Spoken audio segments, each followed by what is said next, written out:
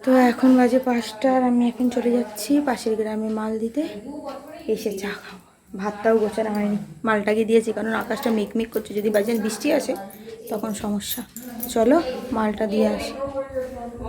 এই যে আমি মাল দিতে বেরিয়ে গেছি, রাস্তা পুরো ভিজা রয়েছে কারণ কিছুক্ষণ আগেই বৃষ্টি হয়েছে খুব। তো এই যে তাড়াতাড়ি করে আমি এই বৌদির এখানে চলে আসলাম, এসে মাল টাল দিয়ে এই যে আবার বাড়িতে তাড়াতাড়ি করে এলাম। বাড়িতে এসে এই যে আমি তরকারিগুলো আর ভাতটা ফ্রিজে রেখে দিলাম, রেখে দিয়ে এইদিকে চাটা বসিয়ে দিলাম। চাটা বসিয়ে টসিয়ে দিয়ে আমি জামা কাপড় ছেড়ে চাটা খেয়ে এই যে আবার কাজে বসে গেছি। তাড়াতাড়ি করে কাজ করছি, এই যে দুটো ব্লাউজ হয়ে গিয়েছে আর একটা ব্লাউজ একটুখানি করে। তো আমি তাড়াতাড়ি করে বাসন মেজে নিয়েছি, বাসনগুলো মেজে টেজে নিয়ে নিচে যেহেতু যাব, তো প্রায় এখন বেজে গেছে 9টা, 9:15। তো আমি রেডি হয়ে গিয়েছি। তো এখন বাজে 9:15 আর এই যে আমি হাঁটতে যাচ্ছি, হেঁটে আসি।